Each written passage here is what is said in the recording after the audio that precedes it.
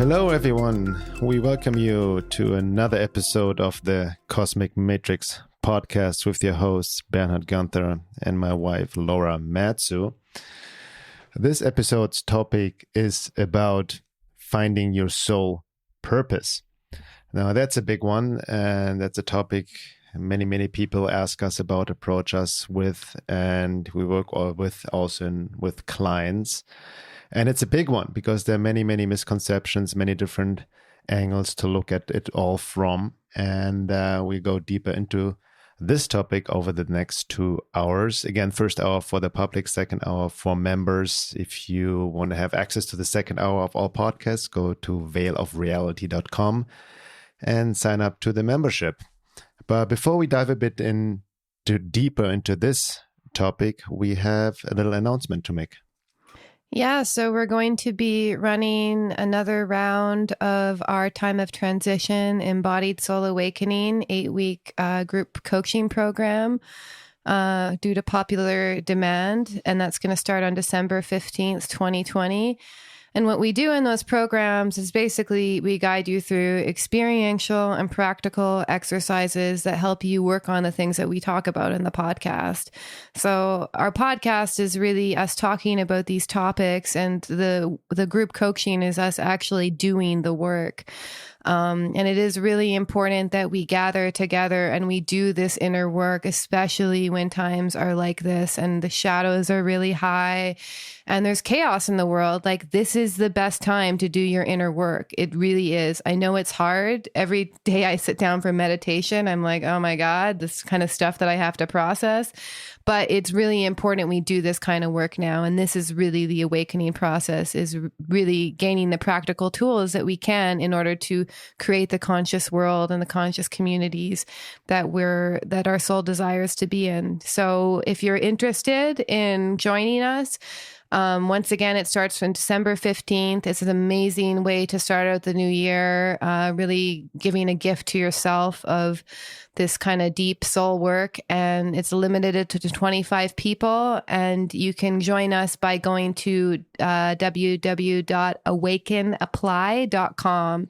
So that's, again, awakenapply.com. And we hope to see some of you there. Yeah, because this program, like the first one, always is only by application.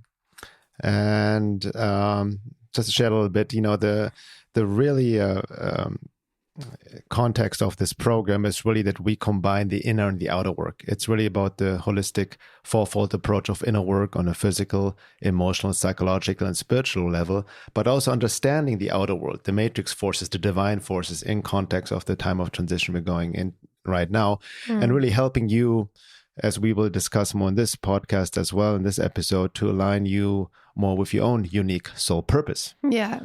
Yeah, we really cover all sorts of different categories. We do in-depth meditation, we do trauma work, we do shadow work. We also learn about these larger cosmic forces and the evolution of consciousness. So we really just give you all the tools that we've used in our own I was going to say hero's journey. It is kind of a hero's journey, but healing journeys, because we really want people to be living the life of their greatest potential. Like, now is actually the time for you to activate your soul purpose. I've seen this in a lot of people I've done astrology readings for lately, which is also something we get into the course, is your soul purpose is very much guided by the stars. It doesn't mean you're dictated by that, but you could find a lot of insight when you start to understand yourself through your astrology chart. And so that's what we're hoping to do, is really activate the soul purpose of many people. And many people are losing their jobs, and many people are losing relationships. And a lot of changes are happening in your life. And I think it was Chang'an Trungpa who said chaos is the birth of change. And that's really what's happening here, is we're seeing a new world we're entering. Who knows what that world is going to look like, because it's really up to us to create that. So that's what we're trying to make here. Right. Exactly. So let's dive into this episode of finding your soul purpose. Well, that's a biggie. Yeah. I think it's best to start off with actually asking not only what is your soul purpose, but what is the soul? That's really, I think, the word soul or purpose is being thrown around carelessly, just like the word love. and can be misabused or abused or mistaken for many other things, which is not that, which I've also realized and found out in my own life as well. You could, as you mentioned before, you can really look at soul purpose, look at it from different levels or different lenses. The astrology lens, especially evolutionary astrology, which is your expertise, we definitely want to get into that as well. But maybe start off generally speaking, because when you think of it, your ultimate soul purpose, when you think of your whole existence, all successive incarnations, lifetimes, is really about self-realization, of a successive incarnations and awakening what Sri Aurobindo would call the psychic being or your true soul being, and bring it to the front and become a conscious transducer for divine will, which then results in full, even not disintegration, but making the ego personality a servant to the divine. It's like the ego is not in charge anymore, not in control. It understands the interrelationship of it all. It truly experiences oneness and brings the soul to the front, the psychic being, and that becomes then a transducer of divine will. And it's a whole different level of experience. But ultimately, your soul, quote unquote, soul purpose is unification with the divine, yoga. Yeah, exactly. And it's also really important to note that the ego tends to struggle with the desires of the soul, especially early on in our journey. Like that's the biggest battle to overcome. And this shows up in many different ways in people's lives, like, the constant thinking, the monkey mind, as they say, that's a function of the ego. And it's not necessarily that the mind is bad or that part of us is bad. It's just that it's exaggerated. And the truth is the ego is not supposed to be running the show. It's exhausted. So we have this part of ourselves that's trying to manage our lives, and it's not meant to do that. The soul is actually meant to do that. So it's really important we grow the soul and grow our connection to the soul in order to really live more fulfilling lives. That's really what it comes down to. Like when we're living from our soul, then we're aligning with the things that we truly and deeply desire, and not the conditioning of our early childhood or our environment or culture, and that can be painful. Like it can be really painful for us to realize that we've been living a life that wasn't ours. And that's usually how people live their lives, as they try and fit themselves into society and what their parents or their peers or the world expects of them. But the soul has a completely different agenda most of the time. So it's really important to know that there's also aligning with your soul purpose. It sounds really nice, but there's actually some necessary pain involved with doing that. And that's what I've discovered personally. Likewise, there's a struggle. I mean, you hit the nail on the head about the struggle within, right? Between the ego and the voice of the soul being, the psychic being, is very dim. Like Sri Aurobindo talked about, it's behind the heart. I believe in the Tibetan Buddhist tradition, it's also behind the heart. And it's also locked up, like there's chains energetically around it until you do intentional work to open that. Yeah. So that's why also I see it in the world all the time. Majority of people don't know how to love. And majority of people, when they do know how to love, they're terrified as well. And the capacity of the soul and the heart to love is actually immense. Like people have maybe experienced it on psychedelics or, like as in different altered states. But that's really, the soul is a very compassionate and present being, and that's what and as you see in the world, there's a lack of that because people have their heart armored. Yeah, exactly. So let's talk about this first before we talk about what the soul is not, because what I've noticed also within myself, I've been mistaking all kinds of various things, impressions, feelings, desires, or ambitions, wants and needs, whatnot, with my soul being or soul purpose, when that was in fact coming from what Sri Aurobindo would call the desire soul. It's like the ego hijacked aspects of that and, kind of morphs it for its own agenda, so to speak. Yeah. It's kind of camouflaging the charlatan, literally. Yeah. So I want to just read this little quote from Sri Aurobindo about the desire soul, which is not the true soul. There is in front in man a heart of vital emotions similar to the animals, if more vigorously developed. Its emotions are governed by egoistic passion, blind instinctive affections, and the play of life impulses with their imperfections, perversions, often sordid degradations, hard besieged and given over to lusts, desires, wharves, intense and fierce demands, or little greeds and mean pettiness of an obscure and fallen life force, and debased by its slavery to any and every impulse. This mixture of the emotive heart and the sensational hungering vital creates in man a false soul of desire. It is this that is the crude and dangerous element with which the reason rightly distrusts and feels a need to control, even though the actual control, or rather coercion, it succeeds in establishing over our raw and insistent vital nature remains always very uncertain and deceptive.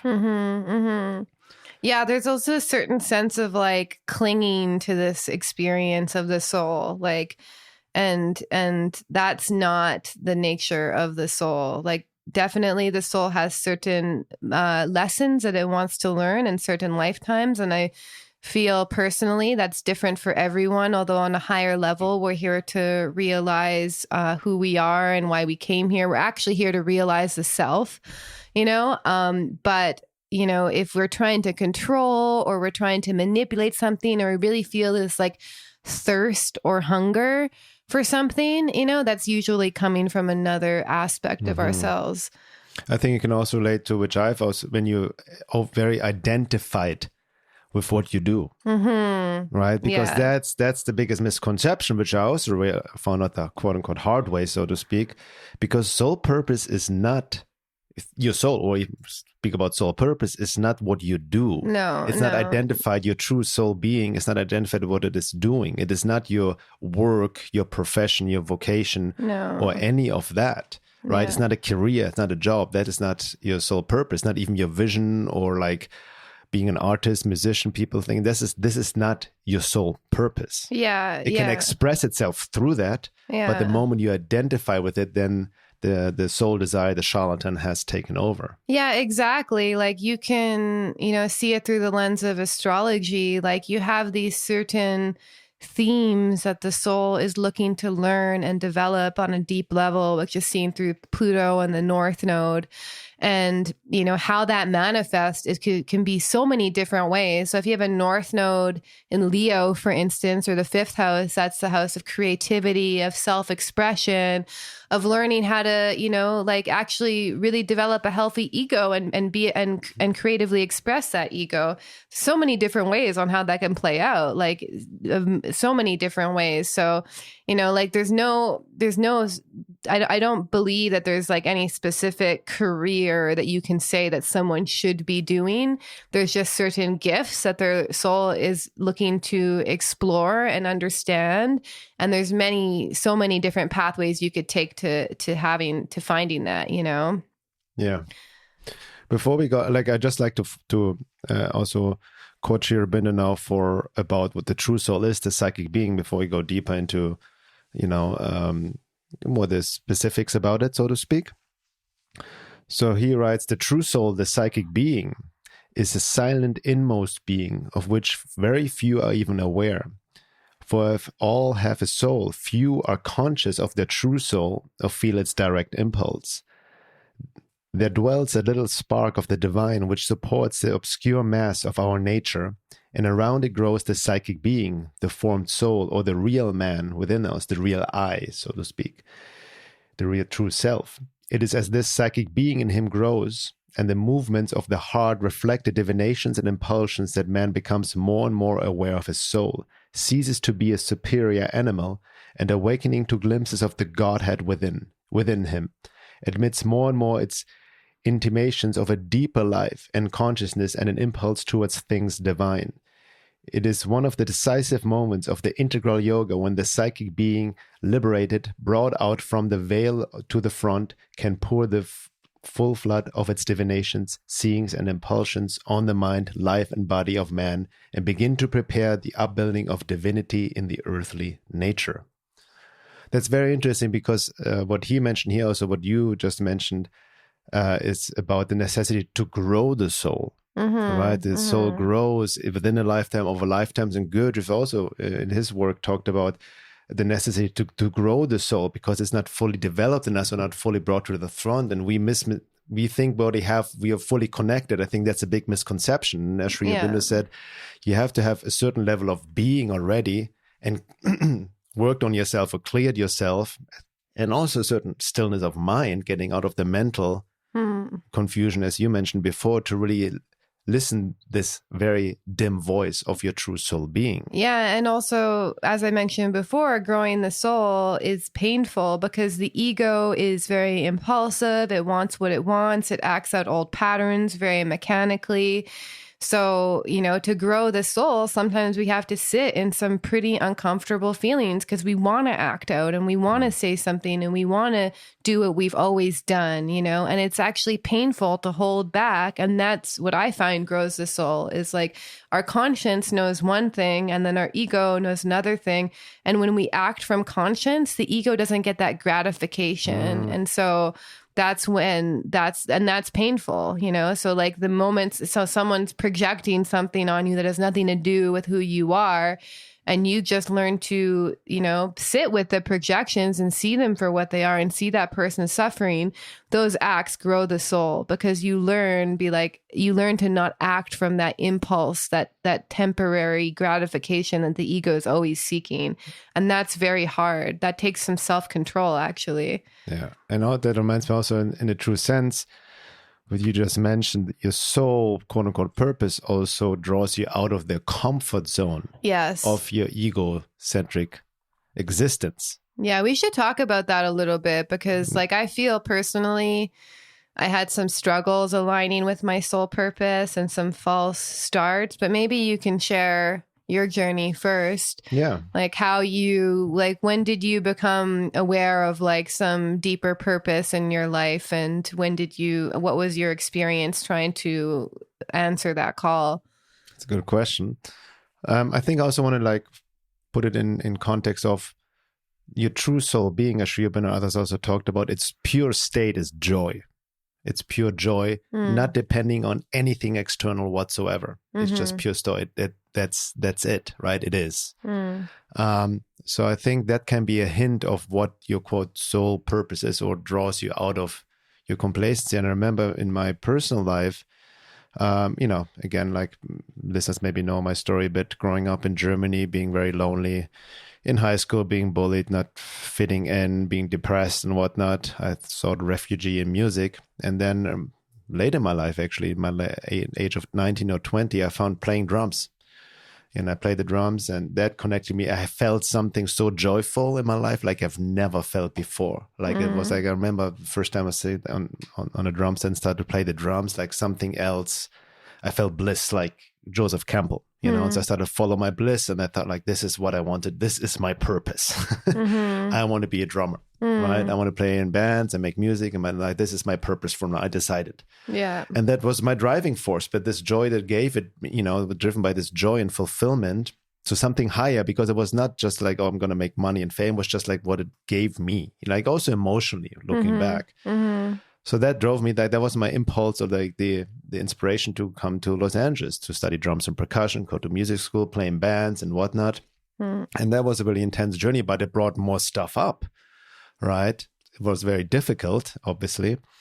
And now, looking back in my 20s, I thought this is my purpose, this is what I'm going to do the rest of my life. But then it actually was just an initiation, a start to something else. Yeah. And then my glorious dreams never manifested, which also I realized a huge lesson, and that ties into the saying, tell God your plans and he will laugh at you, right? Because I thought this is what I have to do. And I tried all even, manifestation rituals to manifest my music career and whatnot, and my ego got very much involved. Yeah. This is what I want, very attached and identified with that. Yeah. Right. Until the universe or the divine threw me a curveball, and something through my own suffering, I became more interested, I need to figure myself out. I'm suffering. And I realized through music, I'm playing the music I used to play back then, very hard, heavy, dark music. It was actually my shamanic journey of doing shadow work, and something else emerged. And then I found all of a sudden, years into it, another talent, another purpose, which was my healing hands or body work, which a mentor introduced me to. And I went to massage school and it came easy to me. So there was another talent, a gift I found. I was like, oh, my purpose is now being a healer or whatnot, or a massage therapist. But that was also not it. You know, I already realized it's not about one single thing. I think the trap, looking back, you know, not to get too deep into my personal story, it's not your sole purpose. It's not one single thing.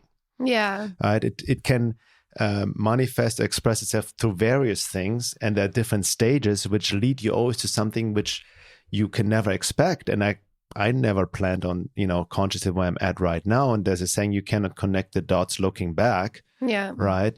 But now looking back, I see there's some force that has guided me, some sort of like divine guidance, intervention even. Yeah. But in the moment, I was also, like you mentioned in the beginning, misinterpreting it because like my soul, something was birthing within me, but then my own wounds, traumas, and ego got involved. And there was a lot of friction and suffering.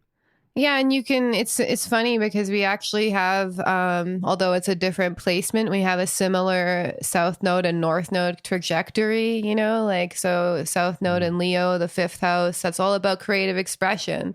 And that's also how my journey started out, is like, I knew very early on, I'm talking about like grade 7, that I was going to be a writer. Like that's extremely young, because I just had a gift and I just knew that I was a very like Leo-like kid, like always wanting to perform and like make people laugh. And then I remember actually very vividly in like grade 7, like we had to write an article, and I was like obsessed with Rolling Stone back then and music magazines and stuff.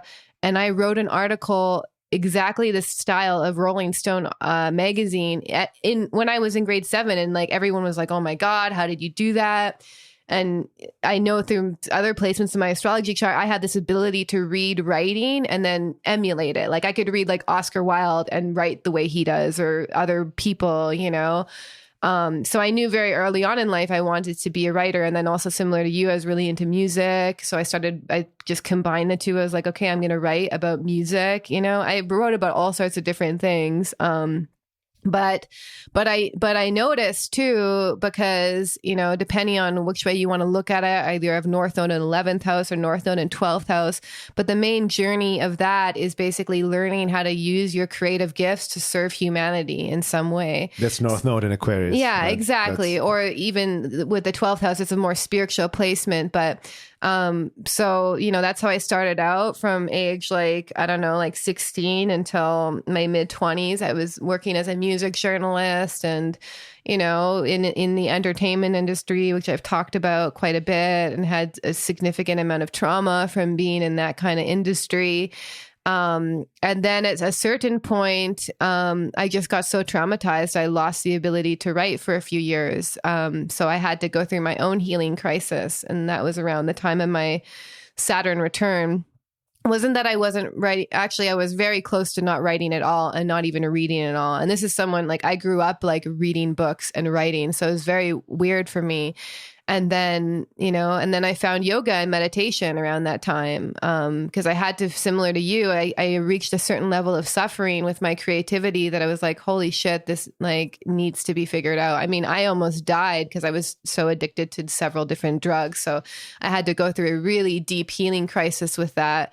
And then I had to figure myself out because, as I've mentioned on other podcasts, the mental health industry and the psychiatric industry was not helping me. It was not giving me what I needed. I actually needed spirituality. That was the main thing. That was the main thing that was missing.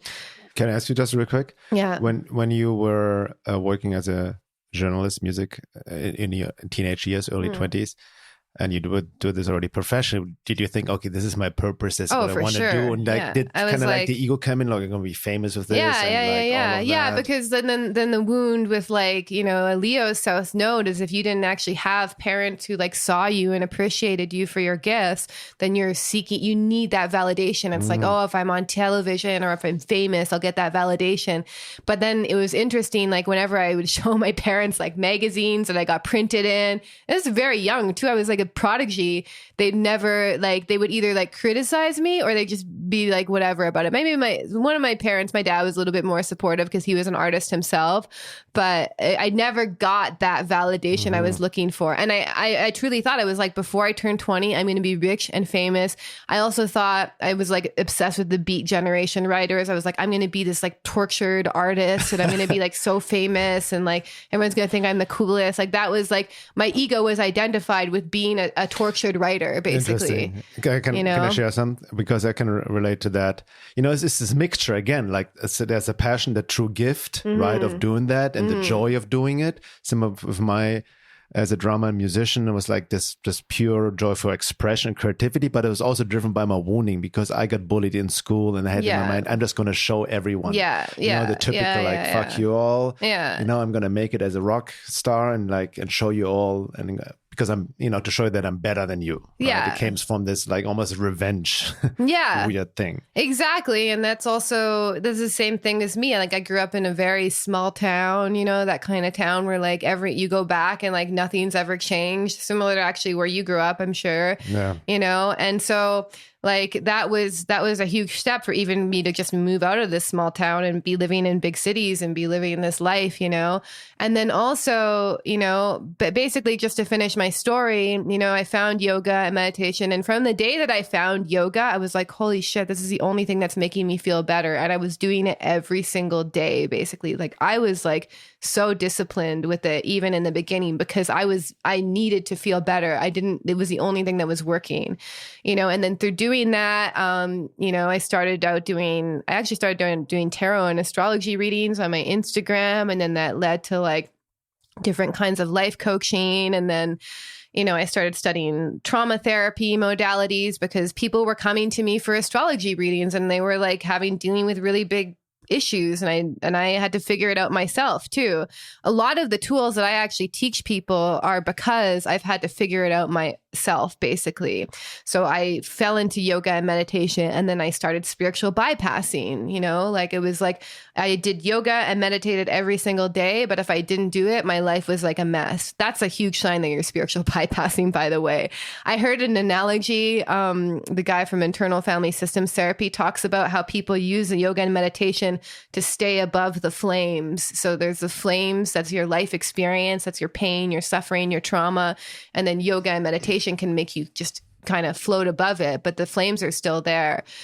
So just to finish up the story, like I started studying trauma therapy modalities, really getting into the deeper psychological work, getting into somatic meditation, which is a more embodied meditation, which is making you go into the flames.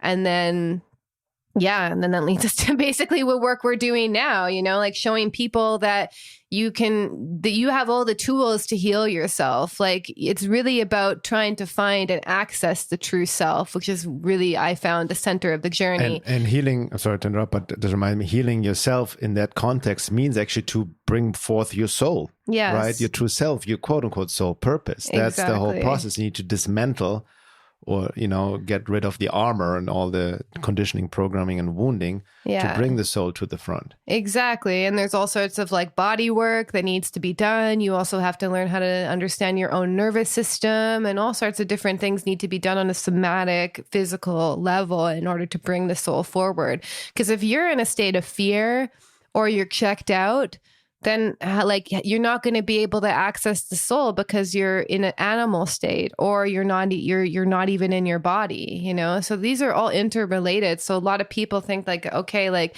I just listened to some new age meditations about, seeing the light in everyone and I'm going to activate the soul. And even though that might make you feel good temporarily, in order to really embody that soul, it's a painful process. And I just know that from my own life experience. Like I've had to like struggle with my ego time and time again. Every single day, actually, I have to, because my ego mind, has its own agenda, and the things that my soul needs to do for my life's work is very different.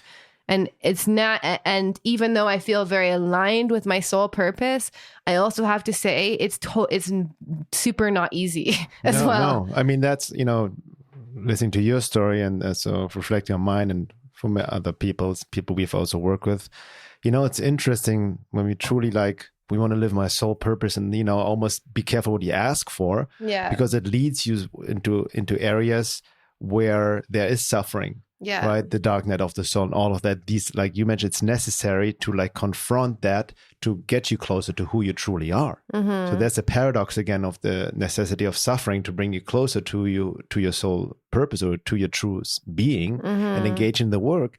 And I also might add, it also depends on the level of being of a successive incarnations.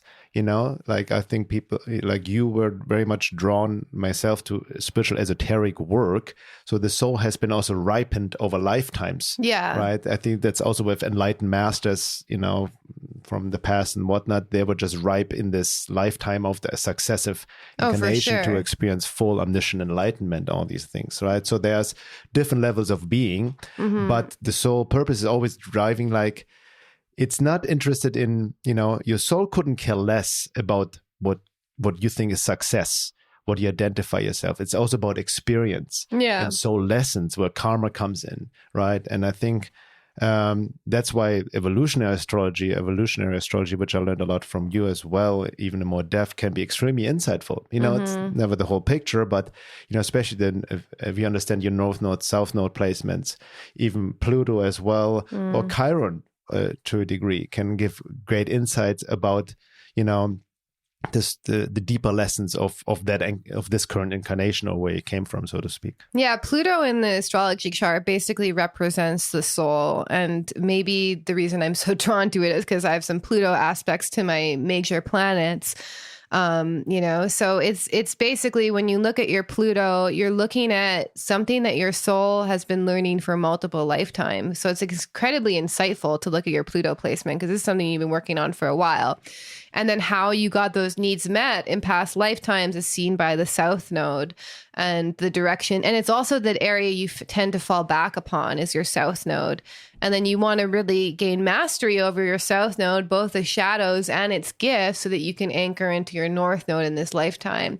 And if you look to your north node, because these are hypothetical points of the moon, it actually gives you a sense of emotional fulfillment. It may be difficult. It may be like very foreign territory to you, because you have to understand that this is something that new to you, that you've not explored yet, at least in a few lifetimes, So that's really the way to look. And then with Chiron's a really interesting thing in the chart, because it can be both the main thing that wounds us, and it can also be the gifts that's that we have. Wounded healer, right? Yes, it's the journey of the wound or healer. So, the Chiron contains the potential for us to be the healer, the mentor, where Chiron lies in your chart. You have those skills. But in order to access those skills, you have to get over the part of yourself that identifies with your pain and complains about it. And you really need to become compassionate to your pain and the needs of all beings. So, so with Chiron, you got to look at, like, where's the area of my life which causes me the most suffering? And do I turn my back on facing that? Do I turn my back on my own gifts? Or do I go through my own hero's journey with this pain? And do I try and understand it? Like, there's really an expansion of consciousness that needs to happen with Chiron. We also need to, be a bit of a seeker. We also need to learn how to surrender. There's really this like journey of like the victim who learns how to heal themselves, who becomes the healer for others. And then what I've learned recently is there's another journey that Chiron wants to go on. So then once you learn how to be of service to others, and you kind of find your purpose, and you find that inner teacher, and you learn how to use your kind of learning how to heal yourself, and you teach that to others, then it can also, you see this with gurus, they can get on power trips, they can be messiah complex, they can get into pride, they can become the persecutor again.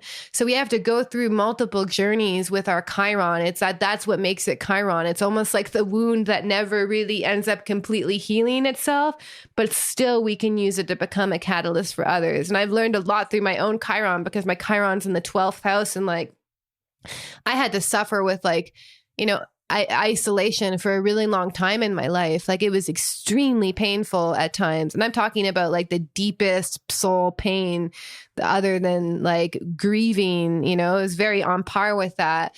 And it was also something I had to learn. I had to learn how to be alone, you know, in order to connect to the divine, actually. That's really what I came down to, you know. But then there's a part of myself that started to identify like, okay, I'm going to be this like meditation teacher. And I started to identify with the gift, right? Yeah. And then again, I had to go through my own process and like learn how to like not identify with it. I'm just playing a role. I'm just, you know, there for whoever needs me, you know? So I've gone through several journeys with my Chiron in the 12th house. I've also had to struggle with my own commitment to spirituality in the sense. And I'm not talking about just doing the rote behavior of like meditating and doing yoga. I'm talking about being like, I'm completely committed to whatever God has in store for me. And that's the only thing that matters. And basically that's where I am now. Yeah, exactly. It reminds me again how the ego can hijack this whole process, and what we mentioned or what you talked about at the beginning as well. That's just like this friction within, and you don't really, what's the ego, what's the soul? And then in generally, like the ego in generally likes to hijack spiritual experiences for its own purpose, own control, right? That's automatically. Like it's the sincerity is so needed, the integrity. Yeah, that work. Can I just touch on that? So that happens so automatically. So if you have like, when you finish meditation, you're like, oh, that was a good meditation. Or like, you're like, oh, like I feel like I'm a higher state of consciousness. It happens so automatically until you start just catching it is the first step. So catching the awareness, be like, when you want to post a Facebook update or like, you know, be like, oh my God, like I had this amazing spiritual experience. All of that is the ego hijacking. Feeding like, off. Yeah, the spiritual practice should very much be like chop wood, carry water. Like you just do it and then it's done and then that's it. And also abandon any hope of that it's going to make you a better person or it's going to make your life easier or it doesn't happen. Like that's another way the ego hijacks it is like, I'm going to meditate so I can get this, or I'm going to do a spiritual practice so I can get this. Yeah, the reward thing. Exactly. Or like my life is going to get better. I'm going to meet my twin flame. Yeah. You just got to literally let all that go. Like just imagine your life is going to stay exactly the same whether you meditate or not, and then you're on the path, basically. Exactly. So let's translate this into soul purpose, because your soul purpose, again, is nothing you do. It's not your job, your career, your vocation. It's not your vision, art, or anything project you do identify with. It's not a definition or identification. So the moment you think, oh, my job, my purpose is to be a healer, my purpose is to be a writer, all of this, that's when the ego hijacks the whole process. Yeah. Right? You become identified with a thing. Like it's very limited because, again, soul purpose is beyond one single thing. Yeah. As we experience, it's very fluid, very organic. And the ego, it's very hard because the ego is also the mental process. It likes to grasp and identify, right? And then also, like you mentioned, ego, the pride can come in the superiority and the feeling special. Yes. Right? Like this is also the idea that if you have the feeling, I see this in many people, that and I used to have the idea that your soul purpose needs to be something grandiose, something big, something, service to others, and like, this like, social climbing thing almost, right? That makes you stand out. But that's not so. Like your soul purpose can manifest itself, in what we would think as very simple thing in everyday life. So it's once again you notice the ego creeps in or has been hijacked when you identify with a soul purpose, and it makes you feel special. You feel special, you feel pride, and even very important where it comes, you feel superior, you feel better than others, because of what you do, or this is my big purpose, and you're nothing, and all these things. You're only setting yourself up for more pain, on the long run, because really when you're being of service to others,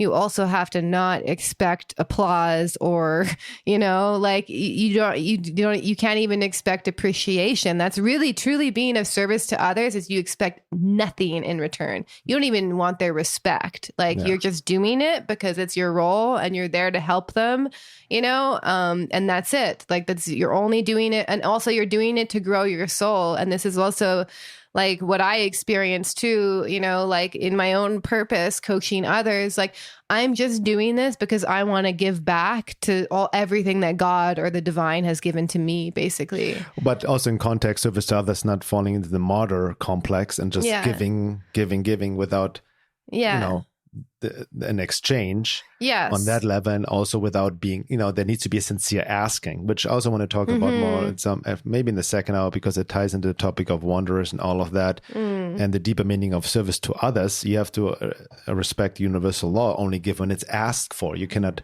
push information. Actually, the service to others can come from a very egotistical perspective, because it makes you feel better. Oh, I'm of service. Or using as a distraction, you're trying to quote unquote help others as a distraction from your own process, and distracting from helping yourself, right? Exactly. And I also want to mention that we see this a lot in the pop spiritual new age community, especially when people, it's a big red flag for me, people whoever identifies themselves as a starseed, light worker, healer, shaman, wanderer, you know, I mean, these identifications right away, it's like a big red flag, but there may be attributes that these people have, these talents, but the moment they identify themselves as such, it's already like, for me, you know, that's not, you don't, it's a red flag, as simple. Like I would, you know, like we doing work what could be described light work, whatever. I would never identify as a light worker. Even in my work as an integrative body worker and doing healing work on people on all levels for over 20 years, I never identified as a healer. Like people say, you're such an amazing healer, Bernhard, but I never took on this identification, because the moment I think that I'm doing the healing, the matrix has me, so to speak. Yeah, I can relate, like, because like the whole indigo child thing, you know, that I relate to a lot of the traits they describe in indigo children, right? Like, and I get it. I get where it's coming from, but that's also not like, once you start to really connect to the self, the true self, all of that falls away, because you know that all of these labels you could attach to yourself, that's just like, it's such a passing thing too. Are you always a starseed? Are you always an indigo child? No, sometimes you're a fucking terrible person. That's the truth. Just a human being. You're a human being. And that's, to me, like, that's why the somatic work, the embodiment work was really like a game changer for me, because it really allowed me to be in my humanity. And the moment you identify as a healer, all of the traits of someone who's not a healer, also, you can no longer be those things because you've identified as that. So that's the issue, is you start to identify with the light and ignore the shadow. And you can call yourself whatever you want, you know, but the moment that you start to say, like, even people like who call themselves like a spiritual teacher or whatever, I really hope you're enlightened, because if you have a bad day, or you are jealous or angry or just having a really shitty day, then the moment that you get knocked off that pedestal. So it's actually really better to identify as a human being who's having a spiritual experience, you know, than to identify with the spiritual experiences in itself. Yeah. And it's fine. It's also important. We need language, and, you know, even to, when we do work, present ourselves to share, like, I'm doing this, I'm that, you know, even our work, we are teachers in our regard, you know? Yeah. But it's not about identifying with it. Yeah. It's not putting it into a box, and especially feeding off of that and all of that.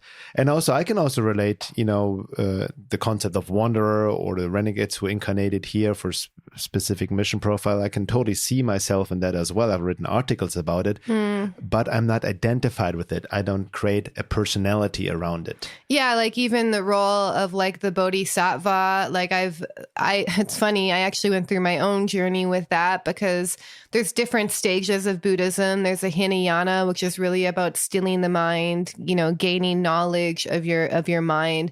And it's really a very personal journey. And then the next stage is a Mahayana, where you really dedicate your practice and all the spiritual knowledge you've gained to be of service to others selflessly. And I didn't want to do that. Like, I was reading these books at my retreat, and I was like, I don't want to dedicate my life to being of service to others. But then I found that I don't even have a choice. It's almost like I made that choice in another lifetime to do that. And it carried over into this lifetime. I think that ties into, which I also want to, again, we have more time in the second hour. You know, the concept of wanderers, I wrote a whole essay on it based on the raw material. Very interesting more higher quality channel material. But it ties into the idea of the bodhisattva, like that a higher developed soul has voluntarily incarnated into 3D human experience to be of service, but through the veil of forgetting, it needs to remember its mission, quote unquote, so to speak, and then it can easily get lost in the 3D life again, and also interfered with by other forces, the matrix forces, intersecting with the soul trajectory that ties into love bite scenarios and all of that, which we'll definitely get more into and then the second timeline, hour. changing your own timeline trajectory. Exactly, matrix trauma installment programs.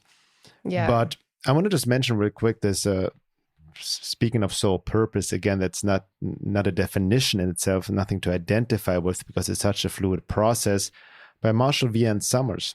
And he writes, purpose is something you will understand as you climb higher and higher on the mountain of life, the more you progress in life, right?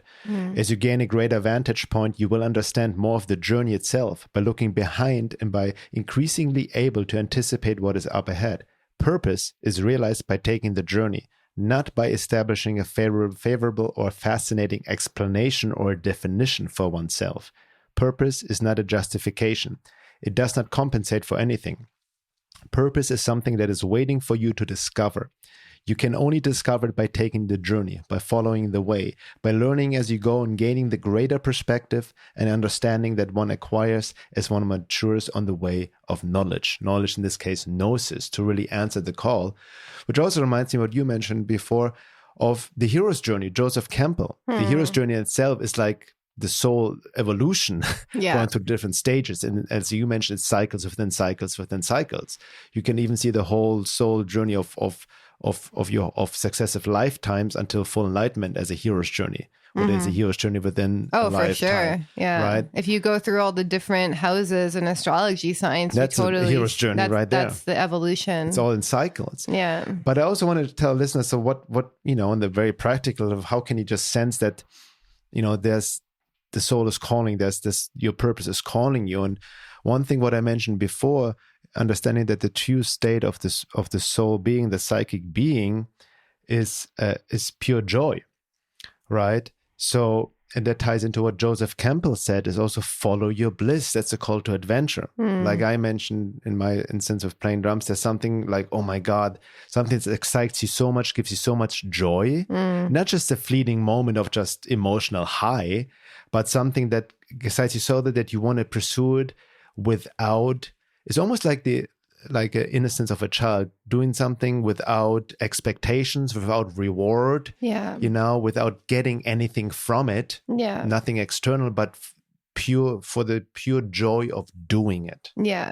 Yeah, exactly. And I found that really early on in life, like I was always wanting to be in plays. I had like a puppet show set up in my backyard. I was always like creatively expressing myself. It was just so natural and so organic to me. And it wasn't just like, lots of children are creative, but I mean, I was like just so much into just creating stuff, making stuff up, so you see there's a natural quality and inclination towards where your gifts are. I think even early on in life, they start to show themselves, and also, we gotta decondition ourselves to a lot of things in order to discover that. Because with me, I always thought that, I didn't really think, even though I made money off of it, it was still in my mind like, oh, you can't be a writer or you can't do this because, it doesn't make money or whatever. I had my own beliefs around being creative and like what that meant, So that's what I had to decondition myself of in order to explore that, because then that's what started my own path doing what I do now, which I really write about spiritual topics. I started writing a book, and thought I was going to be like a spiritual writer or something. So my ego was once again hijacking it. And so you see that even though I don't identify myself as a writer, but really underlying it was like wanting to creatively express myself. That's the underlying soul purpose, and then the creative expression. Exactly. And then you see that because I have Pluto in the 5th house. So that's all about creative expression. That's what my soul wants to learn and know. And it has been going on for multiple lifetimes, And then I had to align that. Basically, it wasn't about what I want to write about or whatever that I is. It's what is useful to humanity. That's really what I had to learn, is like, and that helped me put my ego aside. So I was like, that's what helped me when I was working with others. People were coming to me with problems and I was like, I don't, you need to go see a therapist. And then they kept coming to me. So I was like, okay, I got to figure something out. I got to figure out how I can help these people. Yeah. So that reminds me, so before we end the first hour, just to kind of recap, so the ultimate soul purpose, again, is union with the divine, the full self-realization with pure aspiration and surrender to the divine without bargaining, desires, attachment, craving, grasping, hope, or fear. This is pure giving yourself to the divine, to God. Yeah. And it doesn't need to be anything, your soul, but if you think your soul purpose, the thing you do or needs to be some big thing you identify with, then the ego comes in, right? Yeah. Some like yourself, especially when you identify your self-image gets identified. Yeah, like when I identified as a writer or exactly. as a meditation no, me, teacher. I'm a drummer in this band. Exactly. Then it becomes intermixed with your vital desires, ego, and then also it can be easily you can be more interfered with, hijacked by occult hostile forces without you being aware of it, and distract you more from your true soul trajectory, which we'll go into more depth in the second hour. But it's also important to mention, like you pointed out beautifully with astrology, that your soul purpose can express itself through various areas, through your work, vocation, gifts, and talents, and it can change through a lifetime, as we have seen. Again, what I've seen in my life is like having this hope and faith, and you never know where it's leading to, your quote unquote purpose. Like I didn't, like in my 20s, as I mentioned, I thought my purpose being this and this, then it changed in the 30s, then it changed in my 40s, and it was not consciously planned. It's just something opened up the more I removed what is in the way, right? Yeah, and I also just want to touch on the ego doesn't also have to appear as self-aggrandizing behavior. It can also appear as self-diminishment, and that's another function of the ego. So like for a long time, I actually really enjoy working with people one-on-one in a therapeutic context, but I was very self-diminishing about that. I was like, oh no, like I don't know how to do this. That's what I see a lot in people, is a self-diminishing behavior as well, and being like, oh, I need to do this and this and this to do this and this and this, or I'm too old. It's like the Matrix program. It ties also the core belief many people have of unworthiness. I'm not good enough program, or false humility. Yes, exactly. So that's very important. Okay, so in the second hour, I definitely want to get more into this topic we touched upon, wanderers and occult interferences. The hostile forces, how they can distract us, and we'll look a bit more deeper into the wanderers topic from the raw material, which I wrote a whole article about it. And so if you're not already a member and want to have access to the second hour, you can sign up at veilofreality.com, become a member, which will give you access to all the second hour of all podcasts, and also will give you access to the private membership forum on my website. Yeah, and once again, we are starting our next group program, Embodied Soul Awakening, December 15th till February. And we're going to go through, the fundamentals of self-work, the fourfold approach. So physical, emotional, psychological, spiritual, and really giving you some techniques to work through any wounds or core beliefs that you have. And this is the most holistic program I've really seen offered. And I'm not saying that from an ego perspective. I'm just saying that this is very different to the usual self-work program. I'm really covering all bases. So if you want the practical tools to find your soul purpose or to work through things to make you more aligned with that soul purpose, and we'd really love for you to join us. And this is also our own purpose, is working with groups and our life works and getting out of our own comfort zone. So we're really looking forward to seeing some of you guys there, and we'll see you in the second hour. Yeah, beautiful. And again, it's limited to 25 people and by application only. And you can apply at awakenapply.com. See you guys on the other side.